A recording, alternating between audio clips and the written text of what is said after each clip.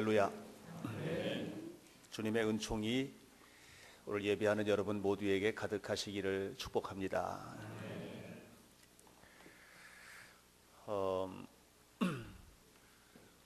우드로 윌슨 대통령이라는 미국의 28번째 대통령이 계신데, 그분은 우리에게 민족 자결주의 원칙을 제창한 분으로 잘 알려져 있어요. 그 윌슨 대통령의 제창 때문에 우리나라에서 3.1 운동이 일어나는 그런 촉매제가 됐는데요. 아주 산골에 그 시골에서 어렵게 자라나는 어린 시절을 가졌던 대통령이에요. 대학을 졸업할 때 대통령 메달을 받게 되는데, 어머니를 초청했더니 어머니가 너무 허름해서 가기 어렵겠다고 얘기를 했어요. 어머니 안 오시면 제가 메달 받는 게 의미가 없습니다. 어머니 꼭 오셔야 해요. 오셔서 한쪽 구석에 이렇게 앉아 계시는데, 이 윌슨이 대통령 기념 메달 수석 졸업의 영광을 어머니에게 이렇게 달아드리면서 나에게 가장 자랑스러운 분이라고 얘기를 합니다. 나중에 대통령이 되는데요. 대통령이 된 다음에 상원과 하원 의원들을 설득해서 매년 5월 두 번째 주일은 어머니 주일로 지키기로 그렇게 했어요.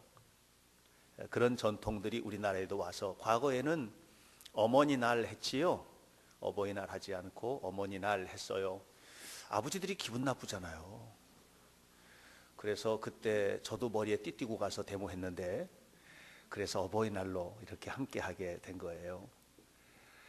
어쨌든 이 어머니날 또는 어버이날이 생기게 된 배경에는 아들을 지극히 사랑했던 한 어머니의 사랑과 그 어머니를 너무나 존경하고 존중하고 사랑했던 한 아들의 마음이 이렇게 오늘의 전통을 이어서, 우리 한국교회도 매년 5월 두 번째 날이면, 두 번째 주일이면 어버이 주일로 지키고 있습니다.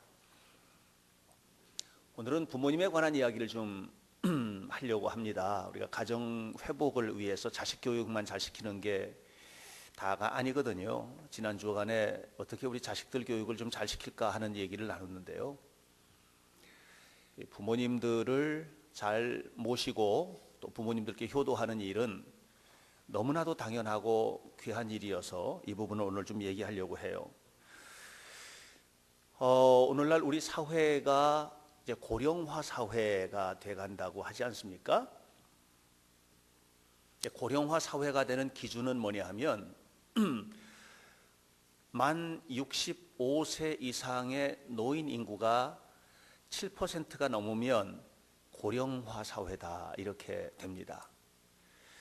사실 지금부터 100년 전만 하더라도요, 50 넘겨 사는 사람들도 많지 않았어요. 그래서 60이 돼서 회갑을 하면 굉장히 오래 살았다, 이렇게 해서 큰 잔치를 벌이곤 했었지 않습니까? 또 실제로 자료들 보면 유럽의 중세시대에는요 40 정도가 평균 나이였어요. 그렇게 어려웠어요. 근데 지금은 이제 이 고령 인구가 많이 늘어서 우리나라가 2000년에 만 65세 이상 노인 인구가 7.2%가 되면서 우리 사회가 고령화 사회로 접어들게 됐고요. 2011년 가장 최근의 통계입니다. 그러니까 우리나라에서 통계낸 가장 최근의 통계 2011년 통계에 의하면 노인 인구가 만 65세 이상 노인 인구가 11.4%에 이르렀고요. 그러니까 10%가 넘은 거예요. 전체 인구의 10%가 넘은 거예요. 그리고 2018년이 되면 14.3%, 그리고 2026년에는 약 20.8%, 21%가 노인 인구가 될 전망입니다. 그러니까 굉장히 급속하게 가고 있지요. 2050년이 되면 우리나라 전체 인구의 노인 인구가 차지하는 비율이 40%가 될 전망입니다. 놀라지도 않으시는데 일부 예배 때는 굉장히 놀랐거든요. 40% 그러니까 갑자기 그냥 이렇게. 여러분 2050년 그러면 여러분의 지금 너무 죄송한데 여기 노인 어르신들은 아마 계실 분이 별로 없으실 것 같고요. 저도 잘 모르겠고요. 그리고 여러분들 지금 젊은 세대 여러분들이 노인이 됐을 때예요. 그때는 전체 노인 인구가 40%가 돼요. 국가가 정책적으로 여러분들을 지원하기가 어려운 시대가 됩니다. 사실은. 왜냐하면 노동 인구가 그렇게 줄어들어 버리기 때문에 어마어마한 고부가가치의 산업 구조를 갖지 않으면 나라가 세금을 걷어서 여러분들을 도와줄 수 있는 것이 정말로 어려워지는 거예요. 그럼 어떻게 해야 되느냐라고 하는 것이 지금 노인 정책이 사회 문제로 엄청나게 지금 부각이 되고 있고 지금 박근혜 정부도 이런 문제 때문에 굉장히 고심하고 있는 걸로 제가 알고 있습니다. 오래 사는 것은 굉장히 좋은데 행복하게 오래 살아야 돼요. 그러니까 오래 사는 것이 무조건 좋은 게 아니에요. 행복하게 오래 살아야 돼요. 김현미 집사님, 행복하게 오래 사시기 바랍니다. 네. 왜 오늘 김현미 집사님 불렀냐면은 아름답게 하고 앉아 계셔서 제가. 어쨌든 여러분 모두가 다 지금 우리 어르신 여기 앉아 계시는 어른들도 행복하게 오래 사셔야 돼요. 그런데 요즘 노인들이 행복하지가 않아요. 왜냐하면 노인 문제라는 그런 단어가 노인 다음에 문제라는 단어가 항상 함께 쌍으로 와서 붙어 있어요. 노인 문제가 심각해요. 이 노인 문제라는 게 뭐냐? 초고령 사회의 뒤안길에 있는 이 노인들을 문제시하는 그런 사회 구조의 형편이 되어가고 있다라고 하는 그런 얘기예요. 최근에 한국 보건사회연구원이라는 단체가 정부 기관인데 이 단체에서 조사를 했는데요. 전국에 있는 대도시를 중심으로 해서 노인복지관에서 인터뷰를 하고 또 설문조사를 한 결과가 나왔어요. 조사한 바에 의하면 약 10% 되는 노인분들이 극도의 어떤 그 학대, 그냥 이렇게 좀 어려움을 당하고 있는 정도가 아니고 심한 학대 속에 있다는 거예요. 10% 정도가. 그런데 더 충격적인 것이 이걸 얘기를 해야 되나 말아야 되나 하고 굉장히 고민하다가요. 이게 어쨌든 통계니까 그 학대의 원인을 조사를 해보니까 그 원인 중에서 충격적인 게 한 가지 나왔어요. 학대받고 있는 노인 피해자의 42.1%가 아들에게 학대를 받고 있는 거예요. 며느리들 잘하시길 바랍니다. 아들에게 학대를 받는 것은 그 뒤안길에는 며느리들이 자리 잡고 있는 것이 아닌가 하는 그런 생각을 제가 했거든요. 네. 그리고 그 학대의 유형을 보면 그 유형도 굉장히 다양한데 그 중에서 제일 큰 학대가 정서적 학대 42.1%. 정서적 학대가 뭐냐? 무시당하는 거예요. 노인이 무시당하는 거예요. 또 신체적 학대 27.4%. 맞아요. 노인들이 신체적으로 학대를 당하고 있어요. 방임, 그냥 버려진 거 14.6%. 경제적 학대 10.8%. 경제적 학대가 뭐예요? 생활비를 안 주는 거예요. 이런 속에서 살고 있어요. 최근에 일정한 기간 동안에 신문에서 나와 있는 노인 문제에 관련된 아티클들을 쭉 이렇게 뉴스들을 보니까는요. 이런 내용이에요. 반찬 투정을 꾸짖는 아버지 살해한 20대 체포. 중풍 칠순 노모 살해한 50대 아들 영장. 꾸중 들은 손자 할머니 살해. 치매에 걸린 아버지 구타 살인. 고부 갈등을 고민하던 아들 치매 80대 노모 강변에 버림. 용돈을 거절당하자 어머니 폭행. 이런 일들이죠. 이런 일들이 우리의 사회 속에서 계속해서 나타나고 있는 일들이에요. 이런 노인 문제, 이걸 어떻게 하면 좋겠는가? 이건 노인 문제뿐만 아니라 결국은 우리들의 문제예요. 왜냐하면 우리 세대가 곧 노인의 세대가 될 것이기 때문에 그래요. 제가 오늘 감리사로 취임을 하는 이 취임 예배가 있는데 어제 그제 제가 처음 목회했을 때, 저는 처음 목회했을 때 주보도 가지고 있거든요. 그걸 이렇게 펼쳐봤어요. 거기에 박행신 전도사 해가지고 목회 처음 했을 때 그런 것들이 이렇게 쭉 있어요. 머릿속에 휙 스쳐 지나가면서 그때 하늘 갔던 감리사님 생각나거든요. 그때 감리사님 얼굴 다 생각나고 누군지 다 생각나고 했던 말들도 생각나는데, 내가 그 위치에 왔어요. 지금은 감리사를 하늘같이 떠받들어 보지는 않아요. 사회가 그렇게 바뀌었어요. 그런데 내가 그 세대가 됐어요. 어쨌든 여러분이 노인의 세대가 되는 거는요, 순식간에 옵니다. 결국은 노인 문제는 지금 현재 노인 그룹의 문제가 아니고 오늘 우리들의 문제고요. 그리고 어떻게 효도하고 살 거냐의 문제는 지금 내가 어떻게 부모님을 잘 모실 거냐 문제가 아니고 내 다음 세대로부터 나는 어떤 대접을 받고 살 거냐의 관계와 밀접하게 연결되어 있다는 사실을 여러분들이 잊어서는 안 돼요. 이런 노인 문제는 사실 오늘 우리 시대의 문제만은 아니고 1세기의 로마 시대에도 이런 노인 문제를 가지고 있었어요. 1세기 로마가 굉장히 영토, 지역적으로 확장되고 이렇게 하면서 모든 길은 로마로 통한다. 팍스 로마나, 로마의 평화, 로마가 가는 곳에 평화가 있다. 뭐 이런 어떤 그 슬로건을 가지고 세계를 정복하는 로마는요, 좋은 것만 가지고 있었던 건 아니에요. 이교의 문화들이 함께 이렇게 섞여지면서 그 당시에 로마가 가지고 있던 전통적인 가치관들이 막 무너져 내리기 시작하는 겁니다. 그 중에 하나가 뭐냐면 어른을 공경하고 선배를 잘 모시고 하는 이런 것들이 그냥 무너져 내리고, 향락 문화, 그리고 어떤 그 즐거움을, 이 세상을 즐기고 살자고 하는 이런 쪽의 문화들이 로마를 물들이기를 시작합니다.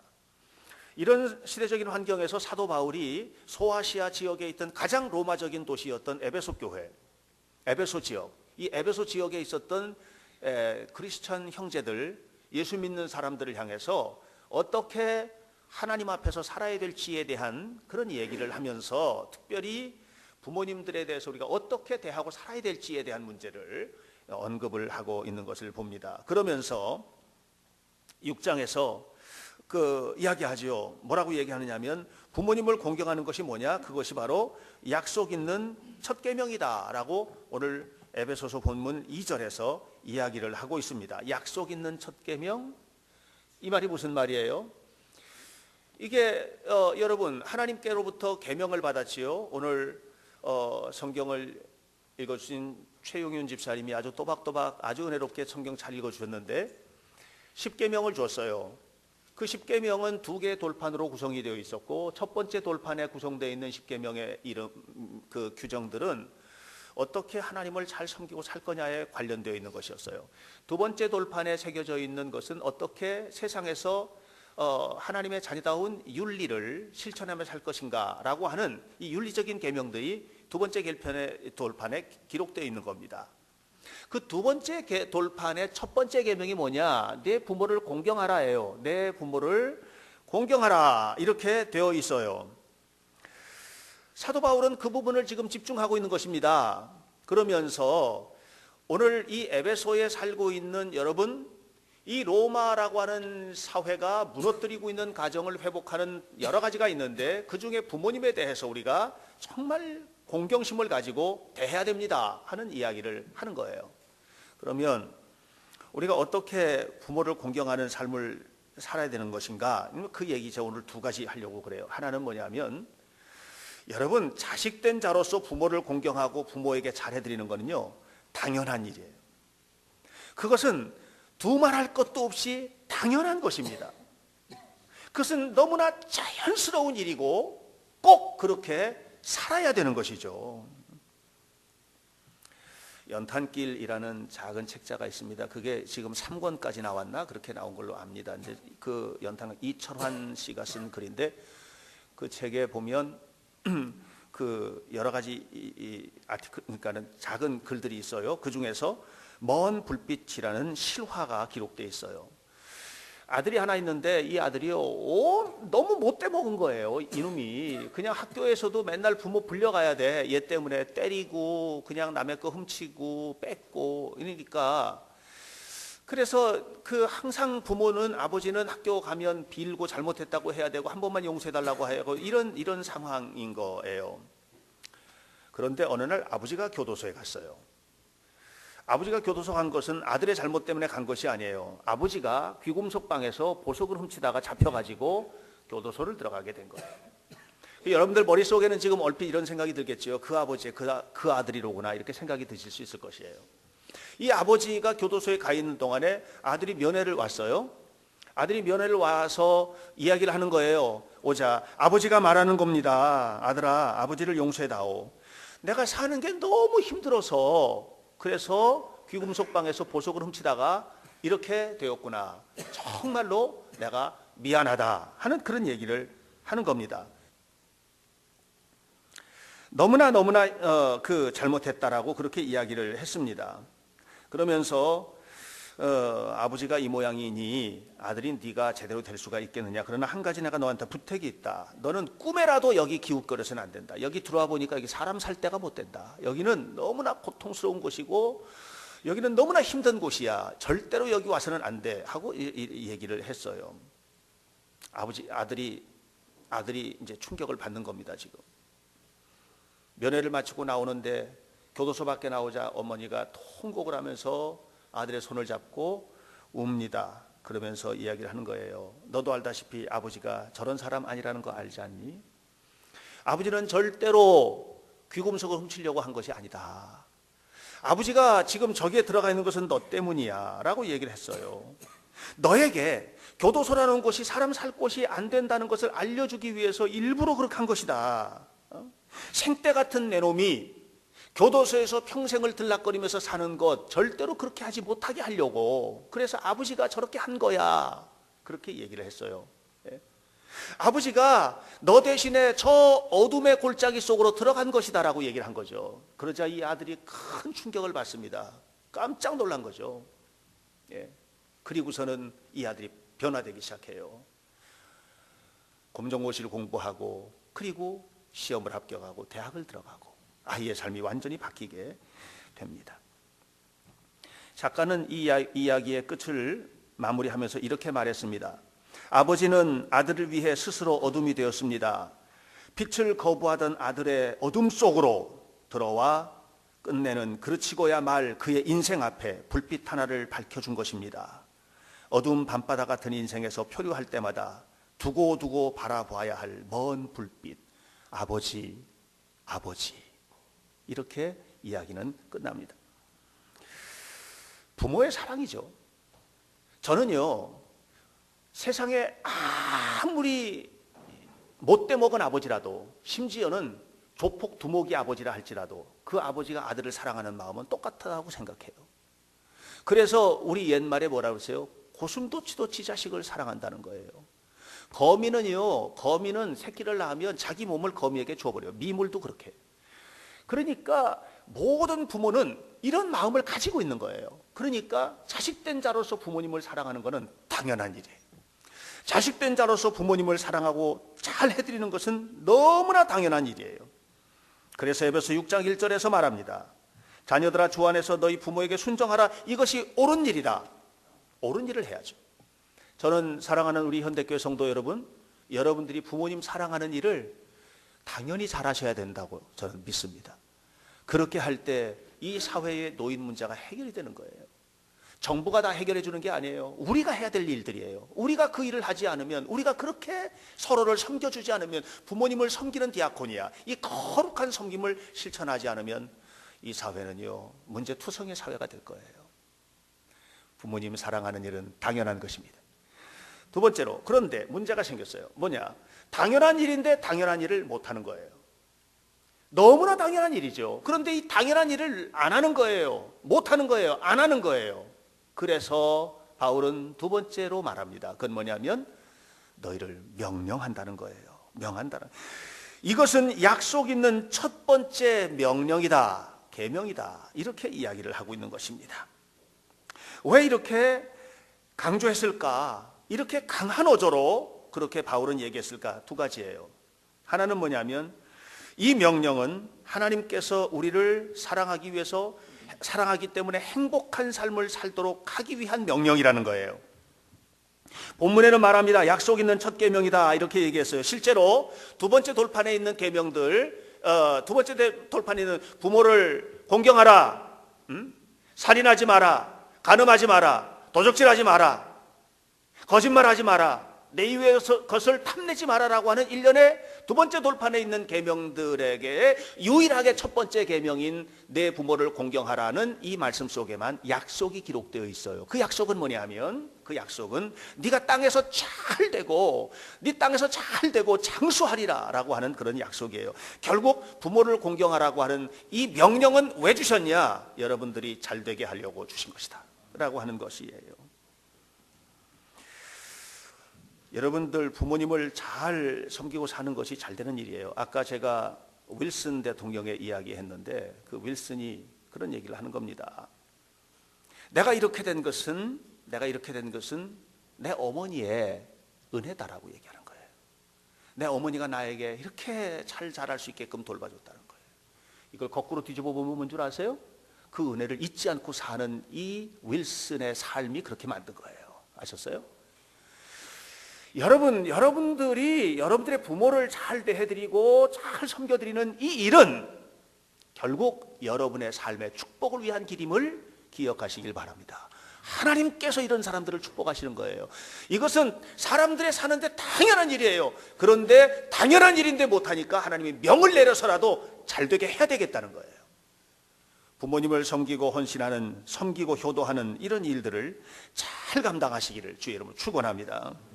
또 한 가지 뭐냐 하면 마지못해서 해서는 안 된다는 거예요. 이 일이, 이 명령이니까 마지못해서 해서는 안 된다는 거예요. 마지못해서 해서는 안 되고 이 일이 옳으니라라고 얘기함으로써 이 공경하라, 이 일이 옳으니라, 이 공경한다는 말은 무겁다라고 하는 히브리 단어와 뜻을 가지고 있는데, 무겁게 부모님을 여겨라, 다시 바꿔 말하면 소중하게 전심을 다해서 부모님을 섬기는 일을 해야 된다라는 그런 얘기예요.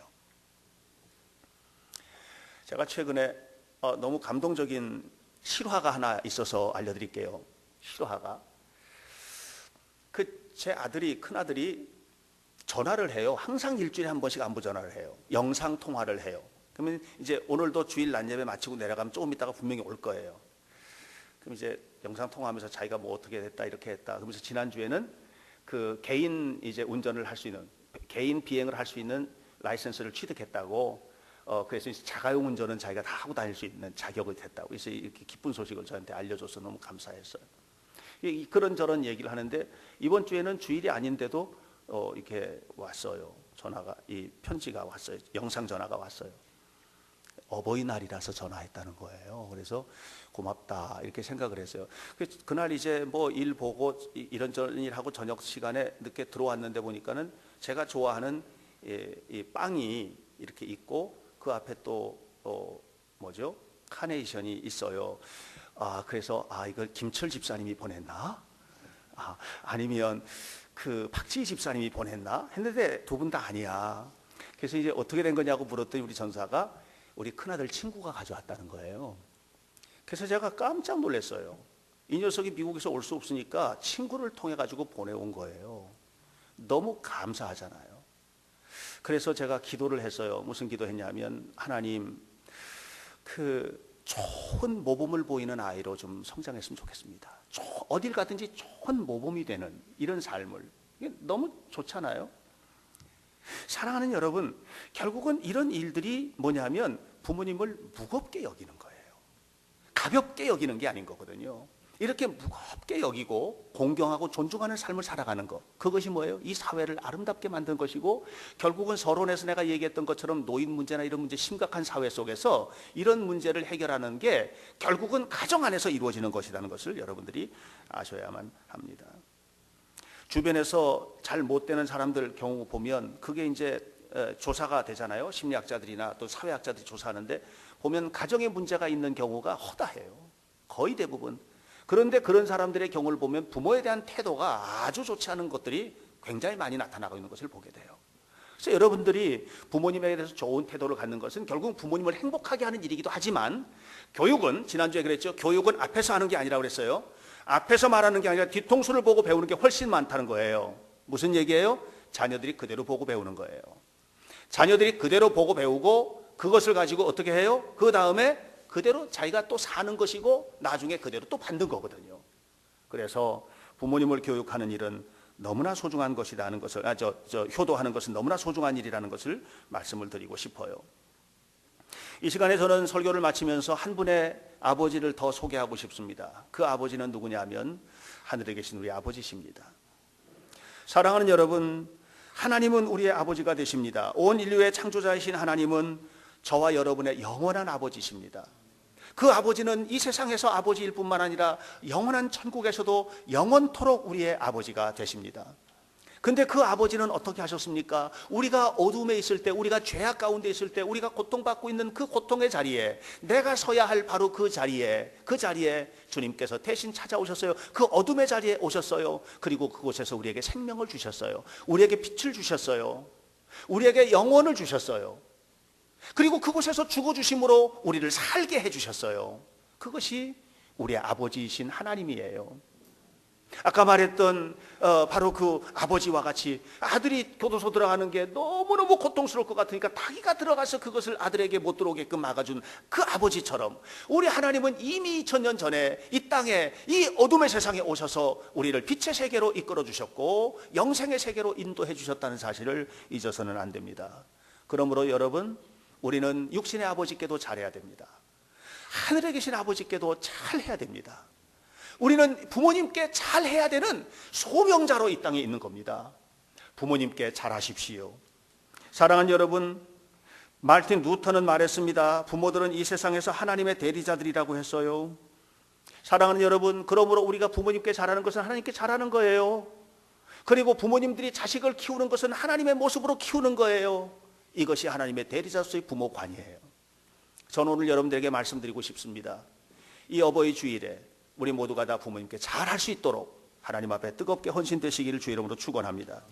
오늘 예수 그리스도의 십자가로 말미암아 조건 없이 희생하시고 우리를 위해서 모든 것을 내어주시고 우리의 영원한 아버지가 되신 하나님께서 우리에게 말씀하십니다. 내 부모를 공경하라. 기도하겠습니다. 거룩하신 아버지 하나님, 오늘 어버이 주일입니다. 이날 우리 모두가 다 함께 우리 아버지 되신 하나님을 예배하기 위하여 이곳에 왔습니다. 영원토록 예배를 받으시고 영광을 받으시옵소서. 하나님, 이 시간에 또한 우리가 육신의 아버지, 육신의 어머니를 생각하며 예배합니다. 부모님을 잘 섬기고 효도하는 것은 자녀된 자로서 당연한 것입니다. 그런데 하나님은 우리에게 또한 그것을 명하셨습니다. 우리가 하나님의 명을 따라서 부모님께 효도하고 이 땅 위에 하나님의 영광을 위해서 살아가는 거룩한 자녀들이 되도록 도와주시고 우리 한 사람 한 사람의 삶을 통하여 하나님의 거룩한 나라가 아름답게 세워지도록 인도해 주옵소서. 예수 그리스도의 이름으로 기도하옵나이다. 아멘.